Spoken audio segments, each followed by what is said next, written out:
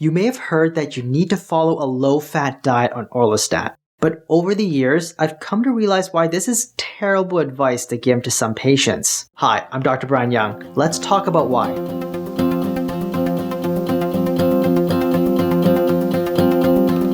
You first need to understand why most clinicians will tell you to go on a low-fat diet if you're on Orlistat in the first place. The first reason is because of how the drug works. Orlistat works by blocking fat from being absorbed in your intestines. Because the fat you eat isn't absorbed, and fat is pretty high in calories, the result is that you'll be absorbing less overall calories. Unfortunately, all that undigested fat is gonna come out the other end, and for some people in truly unceremonious fashion. The second thing you should know is what doctors are usually thinking about when they prescribe a patient Orlistat. Fatty stools are not pleasant, and many clinicians consider it an adverse effect that should be avoided.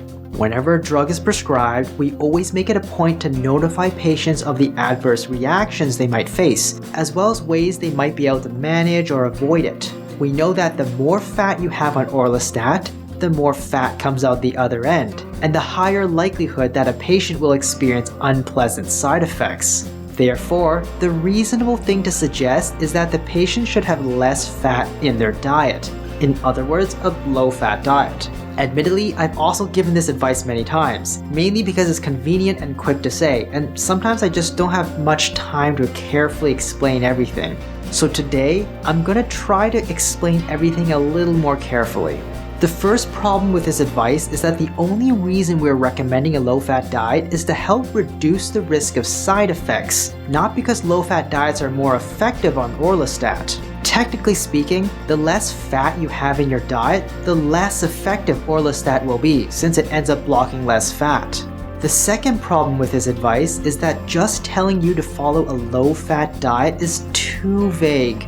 Not every low-fat diet is effective with Orlistat. For example, a diet with lots of fruits and pasta might fit the bill for a low-fat diet, but is not going to be very effective with Orlistat since most of those calories come from sugars and carbohydrates. And because Orlistat can only block fat, it has nothing to block. In fact, Orlistat needs some fat in your diet to block, otherwise it wouldn't be doing anything. A zero-fat diet while on Orlistat might not cause any side effects, but would render the medication completely useless since it has no fat to block. So what types of diets are most effective with Orlistat? Many types of low and even moderate fat diets work well with Orlistat. This means low carbohydrate and high protein diets will be effective. You could do the Mediterranean diet, a moderate fat Atkins diet, or even a high protein paleo diet. You just need to make sure you have enough soluble fiber with it. Soluble fiber helps to bind up undigested fats and prevent it from creating an oily mess on the other end. This means having a good amount of vegetables, or things like oatmeal, flax seeds, or chia seeds with each meal you take Orlistat. You can even use a soluble fiber supplement like glucomannan, metamucil, or benefiber with your meals. If you're big into high protein diets, I usually recommend taking a soluble fiber supplement since these diets tend to be low in fiber. The good news is that Orlistat tends to work well with these types of diet, particularly the ones that also allow animal-based protein. High fiber diets also work well with Orlistat as long as they're paired with enough protein and fat. For example, vegetarian-style diets could work well depending on what you eat. If your diet had a decent amount of nuts, seeds, and dairy, Orlistat could be helpful. But if it was mostly lentils, beans, pasta, or fruits, Orlistat would likely be of little help. Diets that include some dairy products is also a good idea, since calcium content in dairy may also help work with Orlistat to excrete more fat into the stools. So having some milk, yogurt, or even taking a calcium supplement if you can't tolerate dairy products can make Orlistat more effective.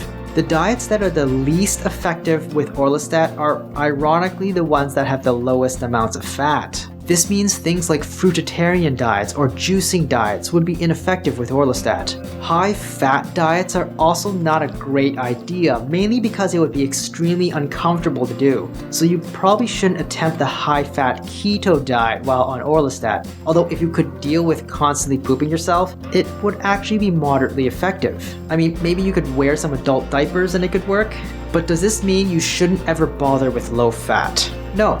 Controlling the fat levels of your diet while on Orlistat is still important. Many of the low and moderate fat diets I've suggested so far are focused on making Orlistat effective for you. However, they may not be the most comfortable to use with Orlistat. You need to figure out how much fat you can have in your diet without being too uncomfortable for you. For example, if you're experiencing too many side effects like gas, bloating, and diarrhea, and it's becoming difficult to manage, slowly reducing the amount of fat in your diet while increasing the amount of soluble fiber you eat could help control your symptoms and allow you to continue on Orlistat. So how do you know if the diet you're following is going to work with Orlistat? A good way is to see how your diet divides up the 3 major macronutrients. Find out approximately how much of your diet consists of protein, fat, and carbohydrates. You can use a food tracking app or just Google the diet you might be following to see what category it falls into. Having about 30% fat in your diet is a good start. And make sure you have enough protein as well. If you have too much carbohydrate or too little fat, Orlistat is not going to work as effectively. If you have more fat, you'll need more soluble fiber to avoid gastrointestinal issues. Ultimately, you should figure out how much fat you can feasibly tolerate while on Orlistat. The more fat you have, the more Orlistat can block, and the more effective Orlistat will be, but the more gastrointestinal issues you may face. The less fat you have, the less gastrointestinal issues you'll experience, but the less effective Orlistat will be. You'll need to balance both out yourself and find a dietary fat level that works for you. What diet do you follow on Orlistat? Let me know in the comments down below, and if you found this video helpful, please subscribe to the channel and leave me a like. Hit the notification bell if you want to stay up to date, and share this video with someone you know can use the help.